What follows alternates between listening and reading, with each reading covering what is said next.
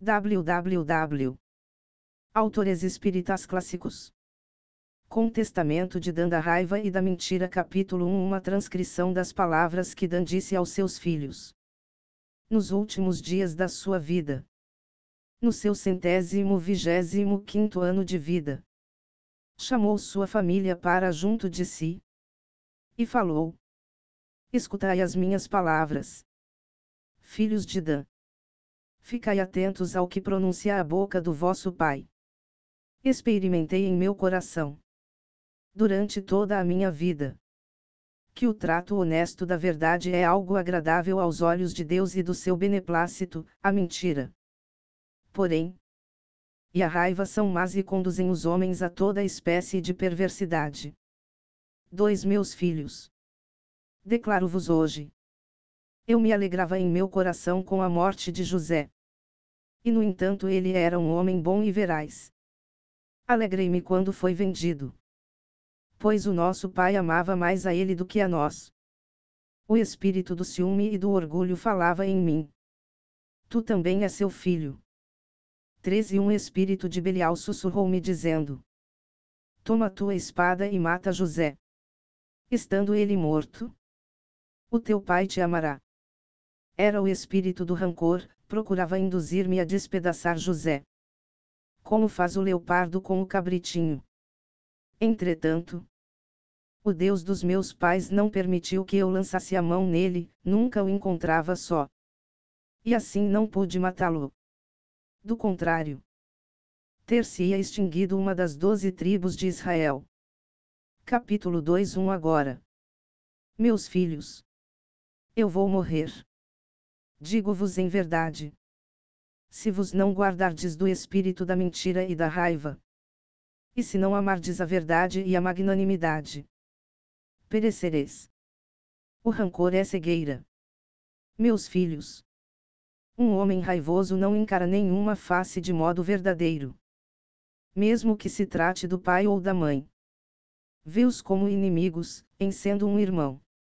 Ignora-o, sendo um profeta do Senhor. Não o escuta, sendo um justo. Desconsidera-o, sendo um amigo. Não o reconhece. 2 O espírito da ira lança sobre ele a rede do erro e cega-lhe os olhos. Obscurece-lhe o senso através da mentira e dá-lhe um modo peculiar de ver, o que deforma o seu olhar. O ódio do coração inveja o seu irmão. Capítulo 3 A raiva é péssima, meus filhos, e passa a ser a alma da própria alma.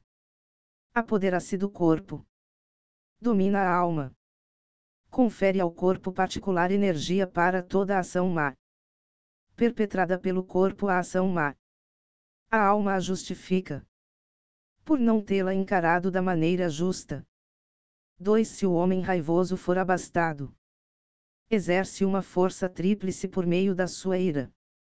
Primeiro, pelo auxílio dos seus servos. Segundo, pela sua riqueza, através da qual persuade e faz triunfar a injustiça. E terceiro, pela força corporal, através da qual pratica a maldade. 3 Se o homem raivoso for fraco, detém todavia sempre um duplo poder. A raiva assiste-o sempre numa intenção perversa. E esse espírito, mediante a mentira, coloca-se sempre à direita de Satanás, e assim os seus atos são praticados sempre no equívoco e na mentira. Capítulo 4 Sabei que o poder da ira é pérfido. De início, ele aguilhou através de uma palavra, por meio de atos enrijece o pescoço do raivoso. Turba-lhe o pensamento causando amargo prejuízo, leva a sua alma ao desvario pela enorme cólera. Se alguém disser alguma palavra contra vós, não vos deixeis dominar pela ira. Se alguém elogiar a vossa piedade, não vos exalteis. Não vos deixeis afetar nem pelo prazer, nem pelo desprazer. 2 O homem irritadiço começa por divertir-se com o que ouve, mas logo aguça a mente no intuito de descobrir a zombaria. Depois fica bravo e julga enfurecer-se com razão, mesmo quando sofres prejuízo e dano. Meus filhos, não vos deixeis abalar. O espírito do raivoso faz com que se apegue ao que é passageiro, e, ao perdê-lo, se enfurece. 3. Ao enfrentardes um prejuízo, seja de espontânea vontade, seja contra a vontade, não fiqueis perturbados. Do amargor nascem a raiva e a mentira. A raiva e a mentira constituem duas desgraças, associam-se para transtornar os corações. Se uma alma estiver constantemente exaltada, o Senhor se afasta dela e Belial será o seu rei. Capítulo 5. Observai os mandamentos do Senhor. Meus filhos, segui a sua lei. Desfazei-vos da ira. Odiai a mentira. Então o Senhor habitará em vós, e Belial fugirá.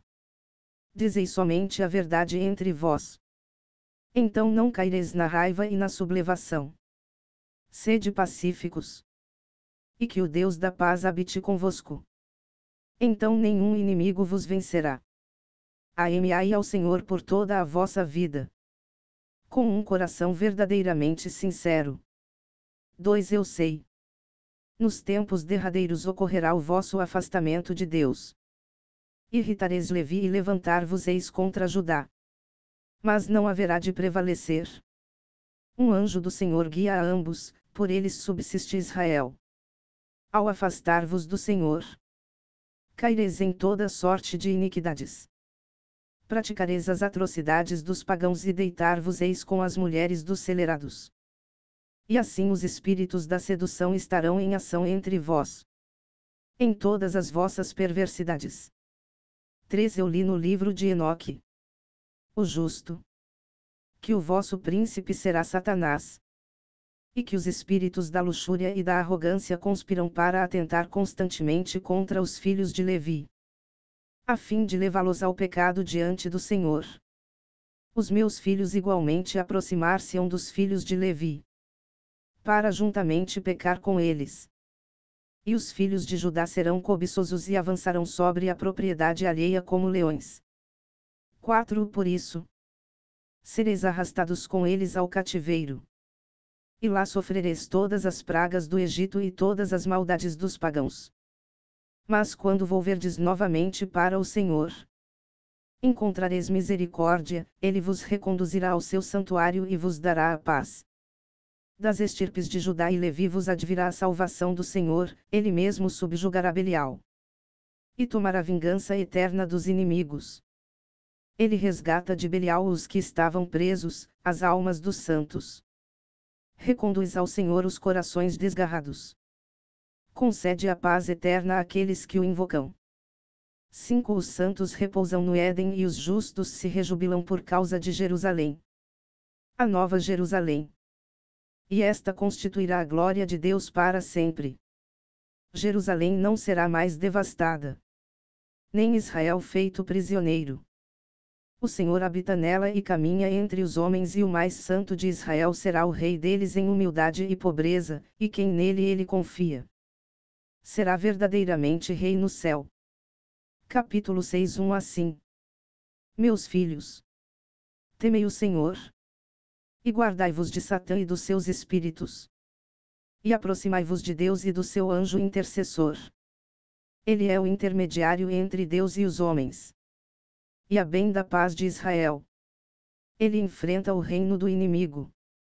O inimigo recorre a todas as forças para fazer com que caiam os que invocam o Senhor. 2. Ele sabe que o reino do inimigo cessará no dia em que Israel fizer penitência. O anjo da paz fortalece Israel, para que não venha a cair na pior desgraça. E mesmo Israel continuando na impiedade, ainda assim o Senhor não o abandona, o anjo convertê-lo-á num povo que cumprirá a sua vontade, assim, nenhum anjo se lhe compara. O seu nome estará presente em todos os lugares de Israel, bem como entre os pagãos. 3. Guardai-vos, meus filhos, de toda obra má. Lançai para longe de vós a raiva e a mentira, e amai a verdade e a paciência. O que ouves do vosso pai, transmite-o aos vossos filhos. para que o Salvador dos gentios vos acolha. Ele é verdadeiro, paciente, humilde e suave, ensina a lei de Deus por meio das suas obras. Afastai-vos de toda e qualquer iniquidade e permanecei firmes na justiça de Deus. Então a vossa estirpe será salva para sempre. Sepultai-me na proximidade dos meus pais. Fim 1.